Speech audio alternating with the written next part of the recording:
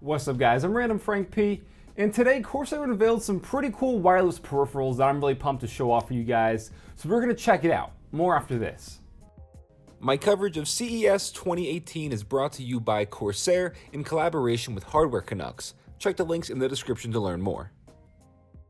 So a day before CES started, Corsair had their own private conference where they showed off some new wireless peripherals. The K63 wireless and the new Darkcore RGB wireless mouse. Along with that, they unveiled the MM1000 Qi wireless charging pad, which is pretty much a mouse pad with a built-in wireless charger. And this is all a part of their unplug and play approach at bringing gaming peripherals to you that are completely wireless, but it's not going to kill your gaming or your online competitive experience. So first, let's talk the K63 wireless keyboard. It is completely wireless, it's also mechanical, and you have individually backlit LED keys inside.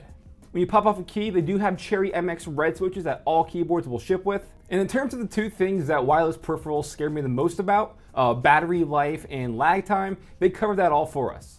So first off, for battery, you can expect around 15 hours of use with this, and that's with mild usage of the LED lights and some of the lighting effects that come along with it. But if you have all those lighting effects turned off, the keyboard can last up to 75 hours. And the wireless connection is ultra fast, so you're not going to take a hit when you're gaming online or anything like that. It's 1 millisecond with a 2.48 gigahertz gaming optimized wireless connection here. So taking a look at it, it really reminds me of the Corsair Strafe that came out just without the RGB lights and that little light strip, but it looks nice. It follows their similar Corsair design language when it comes to a keyboard like this. It is 10 keyless. They did say as of now there is no plans for a full-size keyboard, but if there are no demands for it, they might put one out. Then real quick, switching over to the Corsair Darkcore RGB mouse, this was really nice. This has probably impressed me the most. It reminds me a lot of the Corsair Glaive with the way it's designed. You have that really flat surface where your thumb sits.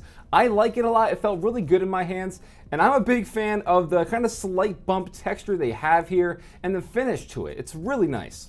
So inside you have a 16,000 dpi optical sensor, which also has that 1 millisecond 2.4 gigahertz connection. And just like with the keyboard, you can also use this wired if you want. And it does take advantage of the 3-zone RGB lighting, which you can go into the Q software and change up those certain accents on the mouse to fit whatever color theme you want. You do have the on-the-fly DPI button. There's a few extra buttons where your thumb sits as well. I thought that was really nice. You can obviously go into the software and change what you want those to be, whether it's forward, backward, or also lower your DPI for like a sniper button. Also changes the macros if you want. You're familiar with this stuff. And lastly, I wanted to touch on their MM1000 Qi wireless charging pad, which is a mouse pad that also has a spot dedicated for Qi charging, which means you could also charge your phone, or you can put the mouse on there and it'll start recharging the mouse for you. Thought that was a really cool integration. So unlike Logitech's conductive charging, the mouse doesn't actually charge while you're gaming.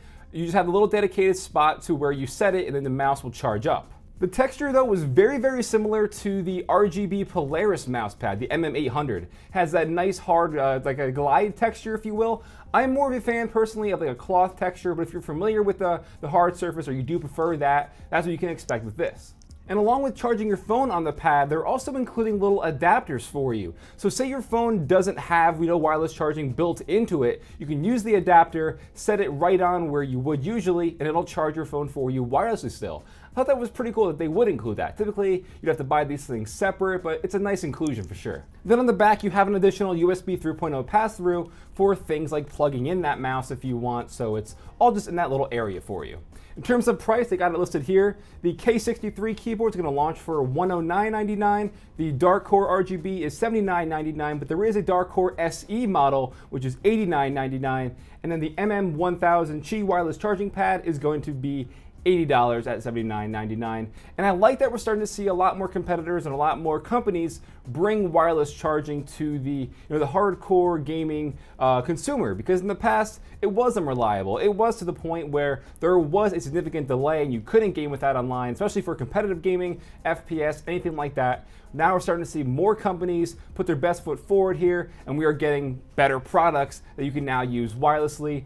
I'm always a fan of that. Get all those wires off the desktop, make it nice and clean.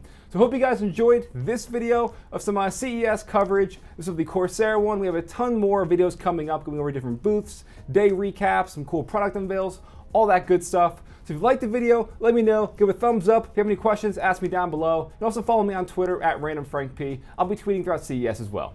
Have a good day.